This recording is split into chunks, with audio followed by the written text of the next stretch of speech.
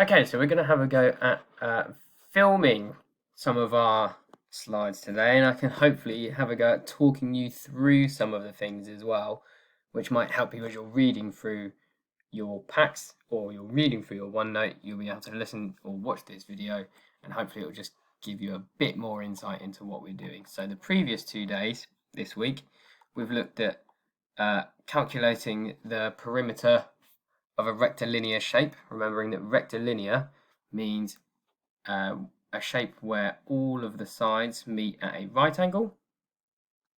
Okay, and we've looked at calculating that by counting the length of the line by the squares on a grid. Then we've also had a look at, on Wednesday, calculating the perimeter of a rectangle, and we learned that a rectangle should be a fairly easy shape to calculate, even if we only know 2 lengths, one along the side, one along the top or the bottom, because the sides and the tops and bottoms will all be the same length, because that's what we know about the properties of a rectangle. So today we're going to have a go at looking at the perimeter of rectilinear shapes. First of all, have a look at these 4 shapes here and just see if you can spot which ones are rectilinear. Which ones of these shapes have sides that all meet at a right angle? Remembering a right angle is 90 degrees and will look like that.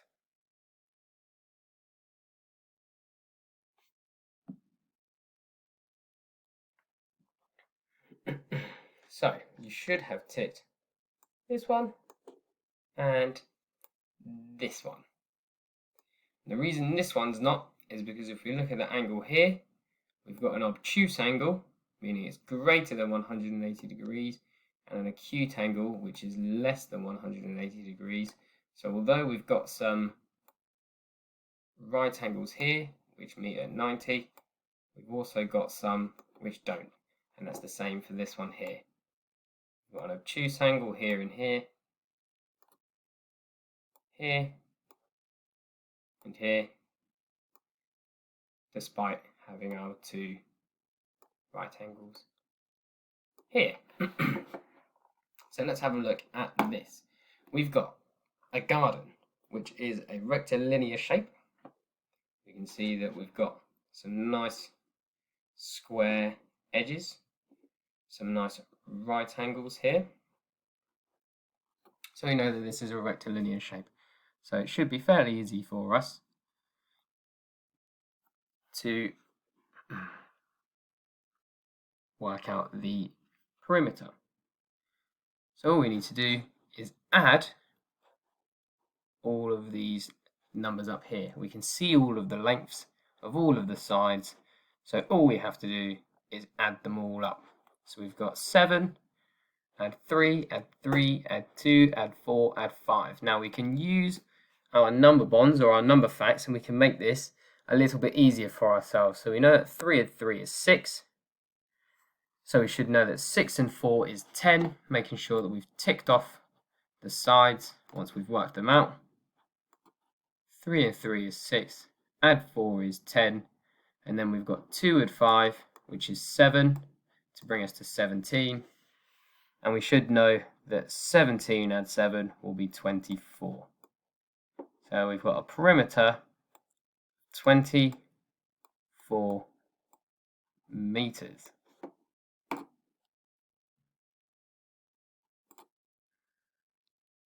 So, what combos can you see in this one? If you look at the way I use my number facts, I didn't just go 12 add 8 add 2 and then add 6 add 8 add 6 and just work my way around the shape.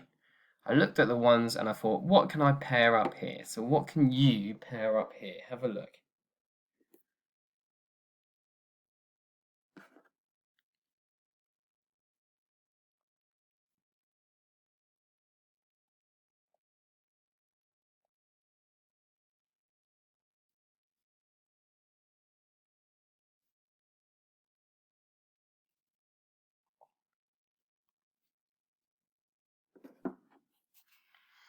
Okay, so let's have a look, see what ones you did, see if you find the same ones as me. So, I know that 8 and 2 and 8 and 2 will be 10 on each side. So I've got 10 here. If I make it a different colour, that might make it nice and easier for us all to see as well. So my red one here is 10. And my red one here is also 10. I've got 8 and 12 here, which I'll make blue, which I know is 20.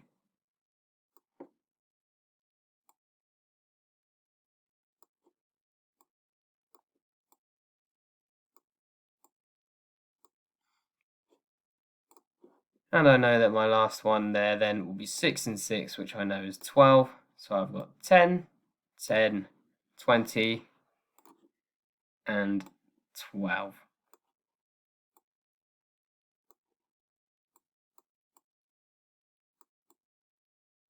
Which will be a lot easier for me to now add up.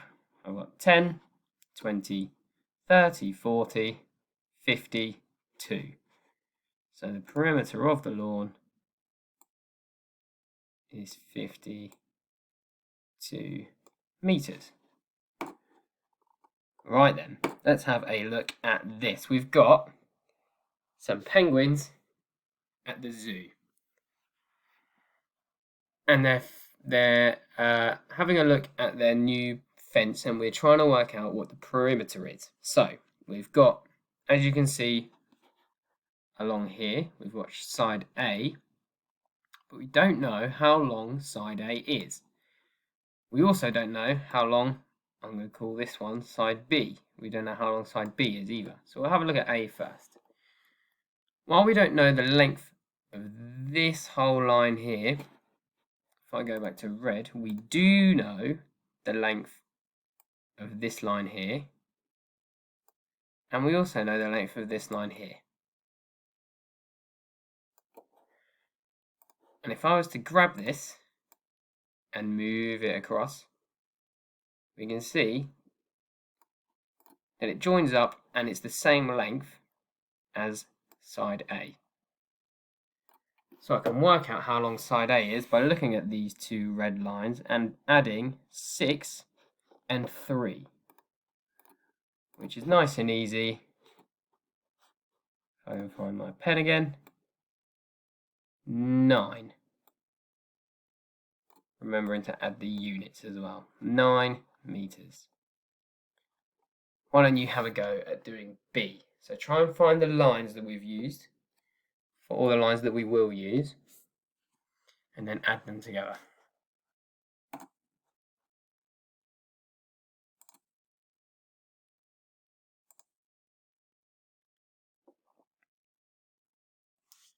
Okay, so let's have a look here. So we had side A, which was the same as 6 and 3, and we had a look at side B. So side B, I'm going to make orange, and it was along here. And if we looked at the 5 and the 2, and then moved the 2, won't be able to do that, but moved the 2 down, it would join up, and it would be the same length as the whole bottom line down here. And we all know that 5 and 2 is 7 meters. So now we know all of the sides, we can calculate the perimeter. So we've got 9 meters on A, 7 meters on B, and now I'll leave it with you to add up the sides.